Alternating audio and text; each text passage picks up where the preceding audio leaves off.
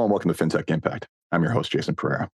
Today on the show, I have Kareem Hamady, CEO and co-founder of AltExchange. AltExchange is a platform that helps advisors better manage all the complexity around the issuance, management, and stewardship of alternative investments in the marketplace. And with that, here's my interview with Kareem. Okay, Kareem, thanks for joining us today. Thanks for having me. Kareem Hamady of AltExchange. Tell us about AltExchange.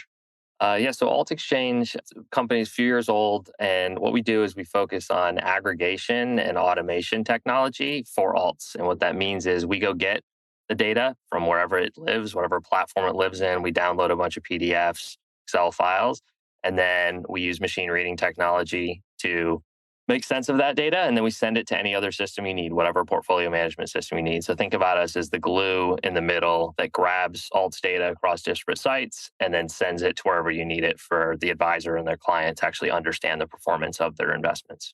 Perfect. So we're going to dive into just how challenging that is and the fact that we unfortunately have to resolve to scraping data from PDFs, man. What a world. All right. So we're going to dive into that in a second, but talk to me about the origin of the company. Like, where did it come from?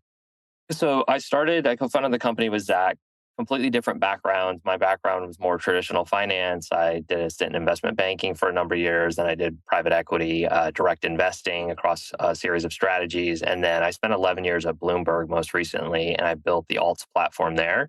And that was focused more on the institutional clients, so pensions, sovereign wealth funds, endowments, foundations. And then Zach is a serial entrepreneur. He's focused on automation in a bunch of different spaces. And he had the personal problem where he ended up with a bunch of different alt holdings and was not getting the service he needed from the advisory community at the time. And so we set out to say, could we build technology to make the tracking of alts easier for individuals, whether or not they had an advisor? And that's the genesis of AltExchange. Excellent. All right. So let's frame the problem. Okay. So this is not like buying an ETF or mutual fund, whatever else it is, where there's very well-developed marketplaces and rails for basically pushing data between systems. This is a bit of a mess. Talk to me about the landscape it looks like at the origination stage. There's multiple reasons it's a mess, right? So if you think about an ETF or a stock or a bond, there's an identifier, right? We all know an identifier. You can type it into any browser. You can type it into any brokerage account. You get a price. You get a bunch of data on it. And there's also... It's on our phones. Yeah. Right? It's on a default app on the iPhone. Exactly. And there's lots of regulatory bodies that say you need to report this information in this way. So none of that really exists in private capital markets, broadly speaking. So there's not an identifier that everybody can use if you made a fund investment or investment in a private company. Nobody knows the identifier for that private company.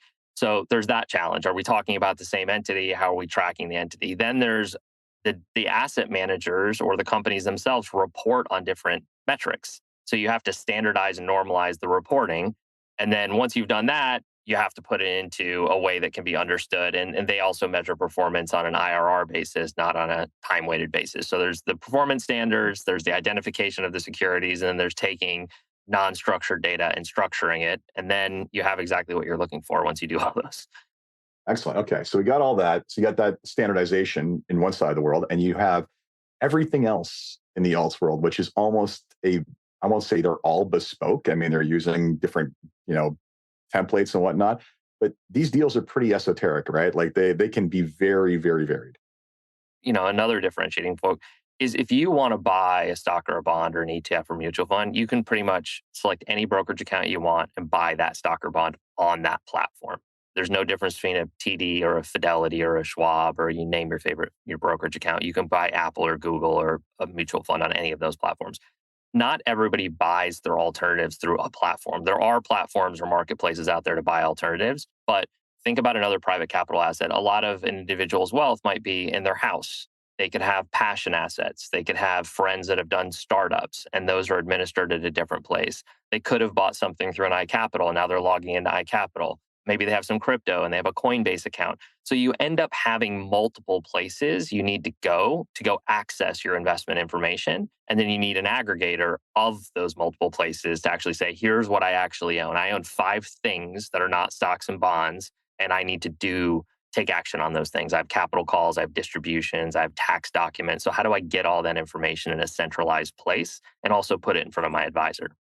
Right. So let's talk about this. So, okay, here we have a limited source of data, which is typically the prospectus, or whatever the offering memorandum, whatever contract is being put in place, and it details everything. And these things are different.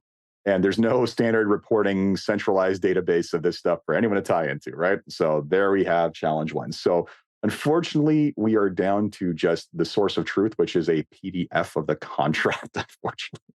So talk to me about at what stage you get involved with that. Like what stage do you actually intake the PDF and start building your database of how these things work? Really good question. So if we were to draw a bright line of the workflow, right, there's sort of the pre-investment process there, and there's the at investment, like I've actually done all the work, I want to make the investment. And then once you've made it, there's the post-investment reporting. AltExchange is 99% of what we do is post-investment. So in the pre-investment phase, if you were an asset manager and I was a potential investor, you would have to vet me. You'd do your know your customer, AML. I would go do a bunch of research. You'd give me your PPM or your OM or information on the company. You'd have a bunch of diligence back and forth. And then it's like, I'm ready to go. I would sign a subscription agreement or a convertible note. I'd sign some document, which is essentially the security, which is usually a PDF. And I make a commitment to you, a financial commitment to you, and I wire money your way, either all at once or over time. And then once that happens, you start reporting to me, right? So that's all the pre and at investment, which we're not actually involved in at AltExchange. Once I've made the investment, made the commitment, then you send me quarterly reports, you send me annual tax documents, you call capital with a certain period of time, you distribute capital back to me based on successful events. So those are all the actions and workflows we're tracking. But to your original point, the crazy thing about the industry is you're taking structured data that lives in a database somewhere with some asset manager or fund admin, you're turning it out into a PDF, which is a coordinate-based system. And then all of us have to take this coordinate-based document and deconstruct it back into a database in order to do things like, say, you have a capital call due next Tuesday, or, here's your return on this particular investment you've made. So yeah, it's a big roundabout way of doing something that should be relatively simple if there was a coherent underlying infrastructure we could all utilize and plug into. In a perfect world, yes. Unfortunately, someone's got to establish that and mandate it. Fortunately, Yeah. that's not going to happen. All right, so you got that. You're taking these PDFs, you're extracting that data, and you're standardizing the structure of how you're basically going to report that. Now, I'm curious, how complex does this get? Because I mean, I've seen like some of this stuff is like pretty standard. Other things will like literally send you physical objects as part of an inducement to actually invest in them. I got to think you guys are constantly like, we don't have a field to put that in. We got to create a new field. Right? Like, is that happening frequently or what's going on there? The analogy I like to give is, a bank statement, regardless of the banking institution you utilize, there's a logo on a page somewhere on that page. There's a beginning and end date on everybody's statement. The periodicity is usually monthly. Then there's a beginning balance and ending balance. There's credits and debits. And then down below, there's the transaction log of those credit and debits. What bank you use and how you get that information really doesn't matter. The bank statements have the information you need to build the beginning balance, ending balance, and how you got from one to the next, and also the time frame that this bank statement is for. So that's analogous to a cap account statement or a partner cap account statement at an asset manager. Now, the difference is the asset managers call line items different things at different times. So there's a normalization test. So incentive distribution rights is the same thing as GP carry. So you need to know that, hey, that's a fee that you're paying based for performance. So we've done the normalization. So when you're looking at an asset manager A versus asset manager K, it really is apples to apples performance because we've gone through all the various line items on both cap account statements. And we've said, okay, here are the fee buckets, here are the contribution buckets, the distribution buckets, and we've normalized the experience for both the client and the advisor. So it's not super complicated, but in that you can put them in generalized buckets, but it is time consuming and tedious to actually do that, with various asset managers that don't conform to a standard. So yes, I see where you're coming from. At the end of the day, despite the fact these things get esoteric, there are universals. And I think, making that the primary focus and then kind of, bearing the other stuff in links or whatever else, however you're handling it, makes perfect sense, right? Because we can all I think it's too easy to get caught up, just like I did right there, in the esoteric aspects of these things versus the actual standardized ones. Okay, so that's the onboarding, that's the getting all the information in there. You kind of touched upon it already, but let's talk about, besides the fact now that I have these standardized contracts as an advisor in this system, and I can see them, and I know which clients are connected to them and to what degree they are. Talk to me about the duty of care I have or what I need to do to help facilitate stuff going forward beyond just reporting to clients. So as you said, there's capital call issues. Like tell me how you help manage any kind of workflows that happen out of there. The process of onboarding a client is relatively simple for us, right? I'll give you the first part of the process and then things we enable the advisor and or the client to do. First part of the process, the advisor engages us. They give us some minimal client information, the name, the entities they have, contact information. Then the only thing the client needs to do is they sign a reporting authorization letter, which allows us at the client's behalf to go and grab their information for reporting purposes. So that's all the information we need from the advisor and the client. Then our team goes out, makes contacts with the asset managers. We have relationships with hundreds or if not thousands at this point. And then we get logins to these various portals. And then we start bringing down all of the various information like we talked about. Once that's done, the workflows after that are largely, okay, am I ready to do taxes this year? Do I have all the K1s and 1099s? So we have Tax Center for advisors, and you can invite in your CPA, and we handle all of the collection of tax documents. So in that, let's say, Jason, let's say you had 12 investments. Let's say only 10 of them receive tax documents. So 2 of them are like a startup or you have a car or a baseball card. So on those 10, we would be looking for tax documents. And then throughout the year, when we receive them, we show you have 3 of 10, 6 of 10, 8 of 10, 10 of 10. And another example, let's say we received a document on June 30th last year. If we don't have it within 10 business days this year, our team goes out and proactively is getting that. So we're taking that workflow off the advisor's desk. Excellent. When it's ready to go, it's a multi-select download. You get a zip file with all 10 tax documents. You can also invite your CPA directly in the system and make it their problem. So the advisor doesn't even need to deal with tax documents if they don't want. So we show you tax preparedness. And because we're doing extraction on all these documents, we can also show you what distributions have you received year to date. So a lot of our clients need to prepay quarterly taxes, and we show you year over year distribution. So you were distributed X last year, you distributed Y this year. You should be aware of those. Are they profit? Are they principal? You have to prepay taxes. So all of that is in one screen on our platform. And it saves a tremendous amount of time because advisors are advising on investments. They're largely not doing taxes for their clients, but they're responsible for the collection of tax documents. So we've now given them that time back essentially in AltExchange.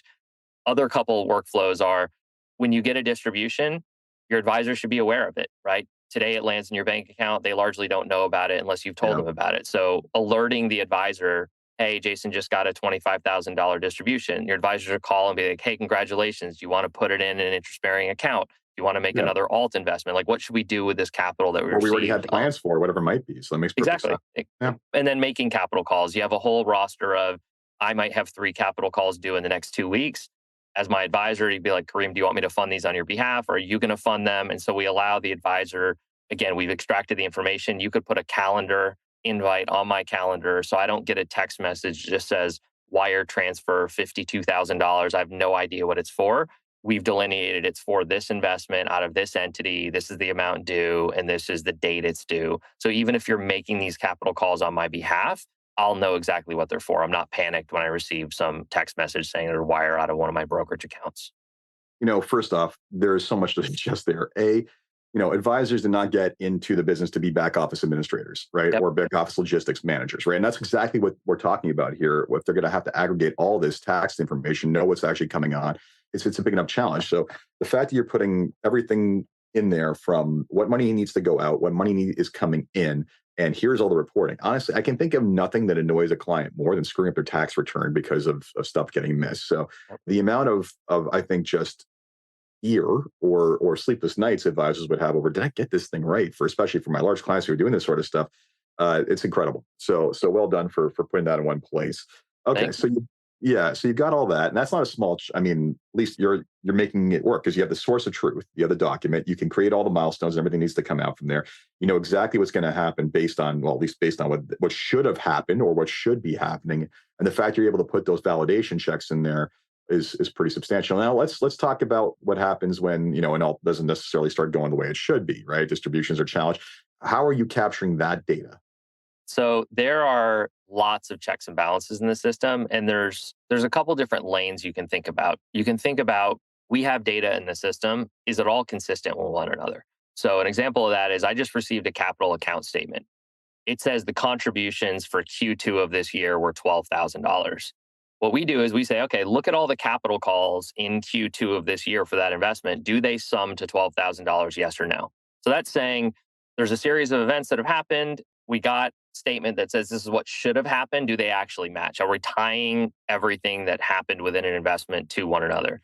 Then there's the problem of, hey, are we missing something, right? Did we not receive a tax document we should have received? Did an investor in a particular investment get a capital call and the other investors in that investment have not received a capital call? So there's missing data or potentially missing data. And there's also data consistency within the various documents and within the various workflows that happen in an investment. So we have a system, we call it BIQC rules. It's business intelligence quality checks that's constantly running these checks and balances on our system to make sure, one, we're not missing anything and we're being proactive to go get it. And two, everything within the system is in check. So we don't have unrealized value spikes going a certain way, capital calls equal contributions, distribution notices equal distributions, and many other checks throughout the process.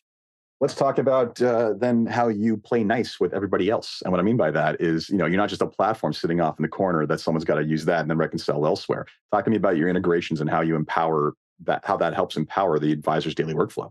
There's been a lot of relationship building in that world, because I think when you come out and you say we're using AI and we're tech enabled, people are like, okay, like who do you compete with? Are you taking business? Like where do you sit? Who are you? And I think we've built relationships with most of the major portfolio management systems, and we're able to get access data on a lot of the different fund admins and asset managers. And it's really because we're just enabling something for their end client. We're not a replacement. We are not a marketplace. We are not a fund admin. We are not a custodian, right? We are not a portfolio management system. So we don't really compete with any of our partners we connect with. And they're all incented to actually make their end client and the advisor happy, right? So just to make sense, like we don't offer any competitive products. If you want to buy a fund on iCapital versus Case versus Byte versus Gridline versus AcreTrader or CrowdStreet, go buy your alts wherever you want to buy your alts as an individual or an advisor. Our job is to go get the data from wherever you've purchased them or wherever they're administering them. And then if you need tasks in a CRM system or a portfolio management system, we send it there. You don't ever need to use AltExchange's UI, UX. We think we have like a very slick, simple interface in the middle, but we're really just a data exchange for asset managers and portfolio management systems to kind of communicate together. So it's kind of the Switzerland example of we're not stepping on anybody's toes and we want to be interoperable with everybody. We're always neutral. Okay, good. Trying. Yes, we're trying. But it makes perfect sense, right? Like at the end of the day, the last thing anyone needs is another system to log into for basic administration, right? And it makes perfect sense in that, yes, your highest, best value is that you have you're controlling all that data, which is allowing the enablement of everything else. But at the same time, I get it as a manufacturer of this product or as a builder of this product, you also need the console for everybody who just wants to look at it all in one place or doesn't want to use anything else or whatever else it is. And actually just to prove that you can do it, right? So it's interesting. You're not the first conversation I've had with a fintech where we have a discussion about, oh, you built this, but you know what's really valuable is everything you're funneling into that. You know what would be great is if we can push that into Salesforce or into Orion or into investment. Like I'm sure, the second you guys started floating the idea, that was like, oh, that's awesome, but I would love if it went here. And again, just pointing to the real value is in the data. So it's an interesting struggle because I hope anyone listening to this who's looking to do some form of product where you're aggregating novel data and presenting it in a way that is valuable. Do not lock yourself into your product. That is the worst thing you can do because, frankly, now you're in competition with things that are much more robust and much more commonly adopted. And you got to convince people to convert versus simply becoming pipes. Exactly. Becoming pipes is lucrative, man. Everybody wants to be becoming the default protocol for how things basically move through from point A to point B is an incredibly lucrative play. Yeah, as unsexy as plumbing or glue might be, they're absolutely necessary, especially in an industry like this. And so, on the front end, we have things we call sync workers that go and aggregate the data. And then on the other side, we have X-degradation, so where we send the data. And daily, we're building and maintaining sync workers to get data from new places and build partnerships in more structured and streamlined ways. And then on the other side, again, wherever you as the advisory firm need the data, we'll send it. A bespoke system, Orion, Adapar, Black Diamond, Salesforce, wherever you need the data to go, it's your data. Yeah. We're just stewards of it in the middle. So we'll send your data wherever you tell us to send it to. Yeah, the founders of Stripe have made a fortune not being sexy. Okay, so let's right. Take not sexy every day of the week if it pays like that. Okay, Yeah. so okay, so that's where you are currently. Let's talk about where you want to go with this. Where do you see this all moving towards? What do you think the future holds for you guys? Like, what direction are you heading? There are really interesting things you can do once you have the data. There are also like absolutely necessary things that you could do that you can part out. So let me do the interesting things. I don't know really any investors that read the quarterly updates from their asset managers start to finish, especially when they have dozens. So You mean they don't care about those legal disclosures? Oh my God. Not from what we've heard. And they all read really my newsletters like every week without failure, I'm sure. No, continue. So AI is really good at summarizing that, right? AI, you could say, give me a 2-page summary of all of the asset manager quarterly updates I received last quarter or this year. If you zoom out a little bit, an advisor or an advisory firm can say, hey, what are the top 10 performing asset managers across my entire client base? What are the bottom 10 performing asset managers across my entire client base? So there's a lot of summarization you can do, pushing summarized reports to your clients, asking questions to the system. What is my exposure to something? That's an easy question to get answered with all the corpus of information you have in these PDF documents. There's also benchmarking. This client is like this client from an exposure perspective. Maybe there's something you can do here with a particular roster of investments. So that's let's go, we have a bunch of data. Let's go make meaning for it, for the advisor, for the end client, and let's summarize tremendous amounts of data in something that's digestible. And then if someone wants more information, they kind of double click, they go in, they read the document, they understand about the asset manager's position. Breaking apart the system, which we've already started doing, is, to your point, it's great that you can do all this stuff, AltExchange. We only want a sync worker and the sorter. And we want you to host that environment in our environment, right? So we need to be able to log into these 4 portals every single night. And we need you to sort all the documents into these 15 different types. And we need to drop them in our S3 bucket or our Azure bucket. Can you just do that part? So we've broken apart our tech. We've actually rebuilt our sorting model on a series of LLMs. And we've rebuilt our extraction model. So you're going to be able to essentially buy the component that you need or use the component you need. You don't have to use it within the AltExchange infrastructure ecosystem and have the sort of start to finish experience if you don't want to have that experience. Excellent. So before we wrap up, there's 3 questions I ask every day on a positive note. And the first is, if you had one wish for something you can change in your company or the industry as a whole, what would it be? It does stump people. It's in the industry, I would just say more interoperability, like a technical focus on interoperability, I think would help everybody in the industry and the company. Oof, that's a big wish. Yeah, it's a wish. I'm making it.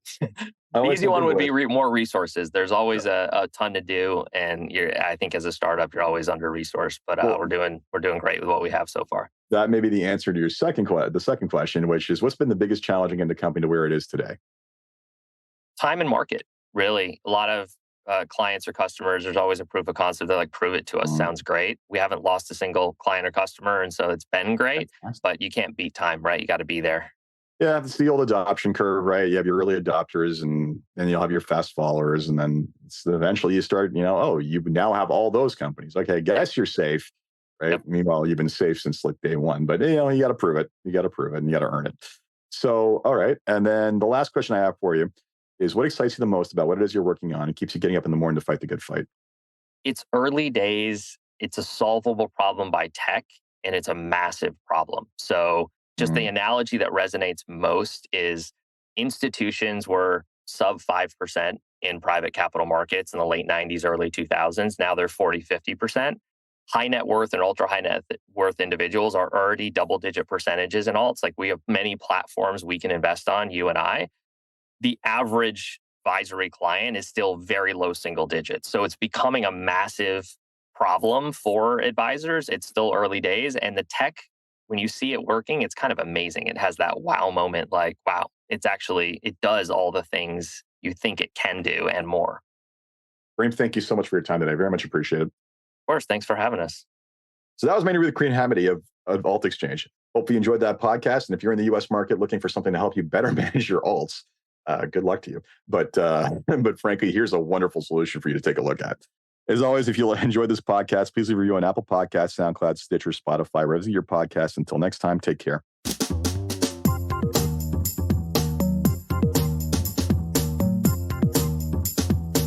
This podcast was brought to you by Woodgate Financial, an award-winning financial planning firm catering to high net worth individuals and their families. To learn more, go to woodgate.com. You can subscribe to this podcast on iTunes, Stitcher, and Google Play, or find more episodes at jasonpereira.ca.